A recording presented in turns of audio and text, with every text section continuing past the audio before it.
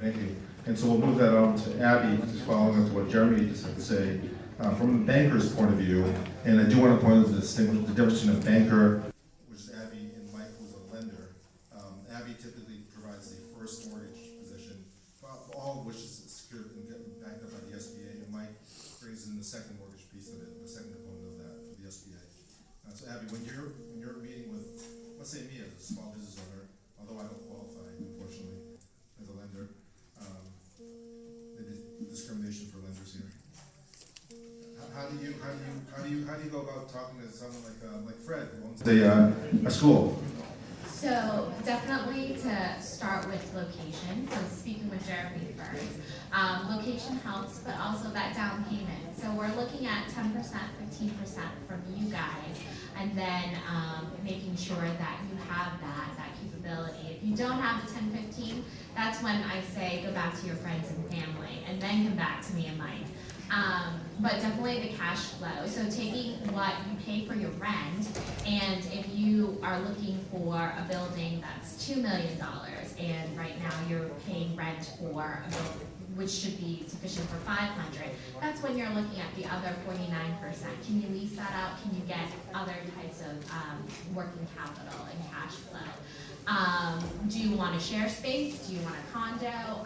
And where do you see your business in 5 years? So Karen is blowing up different nail salons everywhere in the city. So if she wants to move and have 5 nail salons in Dorchester, then she might need to hold back a little bit more money. And how do you go about documenting the income? Let's say, so if I'm a small business owner, currently a Schedule C, which is a DBA, and I want to go buy, I want to open up Dick's Fried Chicken Shop. How do I do that if I'm, a cash business? So you need to do your taxes. You need to claim that income. I understand sometimes cash, it's easy to put it under the bed or in the chimney, or maybe even send it back to Vietnam. But we need to see where that cash is going, and we need to see that you're profitable and that you're making revenue. And honestly, if you aren't claiming your taxes, then you're cheating the government. If you can cheat the government, I think you're going to cheat me. So that's where the character of the client really matters to us. And Mike, do you follow the same patterns of underwriting for the second lien position? Yes, pretty much the same thing. We can be a little more flexible when we try to document where the cash is coming from, because we're going to assume that when you get to the closing that you're going to have the money, otherwise you wouldn't do that. And the 10% can actually, it's better if it comes from you, but as Abby mentioned, friends and family can gift it or lend it to you. And the seller can even provide financing too, as long as it's done under certain conditions. So if you have good cash flow, good business, but you're a little short on the down payment, there are ways to address that as well.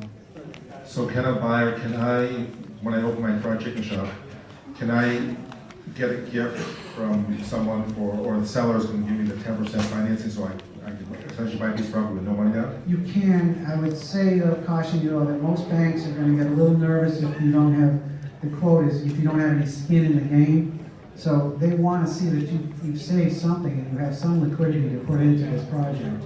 Otherwise, they get a little nervous because you're not taking a lot of risk personally there. Okay, thank you. And moving over to Fred. So Fred has, as I met Fred earlier today, he told me full disclosure that he has twin 11-year-old boys. So Fred, before we start, my question is, why did you open a daycare when you have twin boys? A school? Clearly, I think I wanted more gray hair as quickly as possible. I think it's, I think similar to a lot of entrepreneurs, it really just comes down to personal fit for you and what you're looking for. For my wife and I, we had previously both been working in, your typical corporate careers. We both have MBAs. We were doing that typical thing. But once we had our boys, I think our priorities shifted a little bit. Both of our careers are very demanding. We just didn't feel like we could be the parents that we wanted to be and also dedicate the same amount of time and energy to our careers. So we started to look at different opportunities to take more control of our own path. The Goddard School happened to be really well aligned with kind of our personal priorities and what we were looking for. So, we both work at the school on a daily basis, and it affords us, not only a comfortable lifestyle and things like that, and owning your own business, but it affords us the flexibility, truthfully, from a balance perspective, to really be there and raise our boys. And personally, that was what was important for us. And you're certainly saving a lot of money with daycare expenses too. Yes. As well, now they're in school, but you certainly saved money before. Can you share with the audience here your experience when you acquired the business and acquired the property with that, and which product you used? Yep. So we've actually gone through the SBA loan process twice, and actually both times it was a 7A. So the first time was back in 2009 when we were first getting the business open. We took out an SBA loan to finance the furniture, fixtures, and equipment inside the building. We were leasing at that point in time. Fast forward about 6 years later, last year we went through the process again with John Konovich, who's out in the audience here with TD. We, at that point in time, it was to purchase the building and the property from our landlord, who was just looking to, they were a real estate, there were a number of partners based out of Cincinnati who had all sorts of different types of real estate investments all around the country. They were making some changes in their portfolio, and we had the opportunity to purchase our property from them. So we went through the 7A process both times. Obviously, it's been great. We would not have been able to accomplish this without the benefit of the SBA programs. For those people out there who are entertaining these things, and for us personally, the thing that probably the biggest hurdle for us that we had to get comfortable with was things like personal guarantees. You see those words and it's pretty intimidating. Signing your life away. Yeah. So obviously it's up to every person to determine if they have the risk appetite for that. But we felt confident in our business, and here we are. So in the entrepreneurial spirit here, I know that you mentioned you had a 7A. Mike earlier mentioned that 504 could be better. So this is a question for Abby and Mike. Is there an option for Fred to refinance there and save some money? Actually, no, go ahead, Mike. That is an incredibly interesting question, because the answer to that question 2 days ago would have been no. But the SBA, Congress enacted a change to the policy at the beginning of the year, which was just announced and rolled out yesterday. And under that scenario, you can refinance that debt with a 504 in the bank first. And on top of that, you can even take up to 25% cash out for working capital purposes. So there is a new program that is just announced. Carlos actually announced it Friday. And that's going to kick in around June. So the answer is yes now. And that's pretty exciting, by the way. That's great news. So Fred can save money, get cash for additional cash flow, expand, talk to Jeremy about new property, and talk to John out there, or Abby, or even you for a potential new loan, and speak to Don about risk. So, Don. Yes, Dick. How are you? Good, Dick. When I open my fried chicken shop, what kind of insurance do I need, and what will the SBA allow me to get? Great question. I don't know. No, I'm just kidding. First of all, every bank will have different requirements when you go through the process of the application process, and you'll sign this thing called the term sheet. And the terms and conditions are obviously what the bank really wants you to satisfy to move through the process when you're applying for an SBA loan. And what I always advise people is that just because the bank doesn't require it, doesn't mean you shouldn't do so. Especially if you're going to be personally guaranteeing the loan. So, in the fried chicken business, that's a lot of frying. Delicious. Yes, especially if you like your chicken extra crispy. I'm getting hungry. So, first of all, is that typically most of the businesses, or in this case, the fried chicken business, you're going to buy what they call a business owner policy, and it'll typically package in the event of a fire that will cover the building itself, and make sure that obviously the bank is listed as an additional insured or a mortgagee clause on the policy. Okay, that's very important. And they'll want that, and they'll want to make sure that you have a certificate to prove such.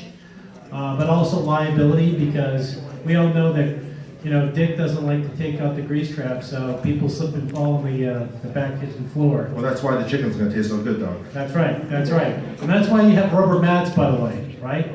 So if you guys complain about those rubber mats in the kitchen, it really helps you prevent from falling. But in the other event, for example, you'll see, if I could use, I think it was Karen who was in the nail salon business here.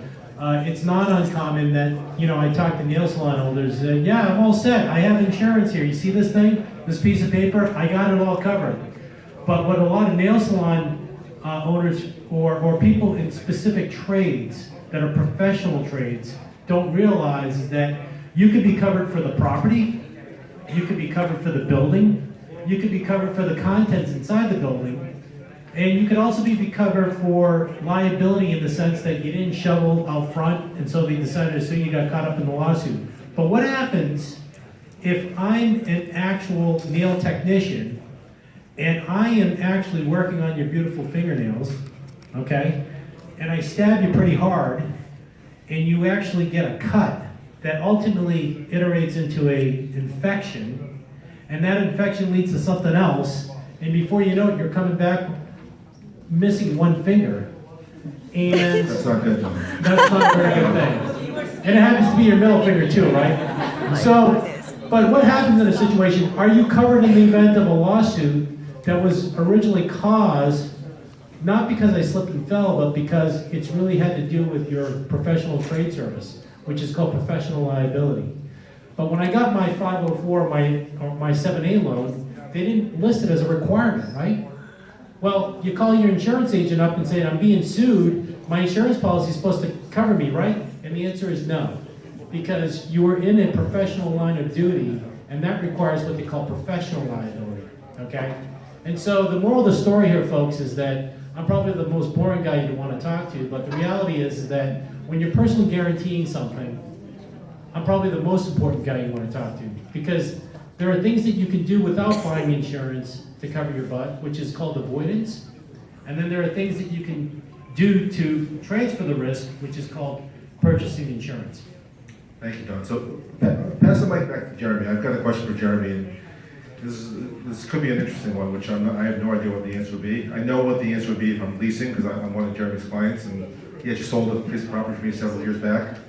So, Jeremy, if I'm opening my Dick's Fried Chicken shop, and the seller, you know, and I don't want to deal with the construction of it, and I'm building into the deal. Have you seen transactions where the seller will actually do the build up for me, and I buy it as complete project? And second part of that question would be for the bankers: would you guys accept that as final value of the property?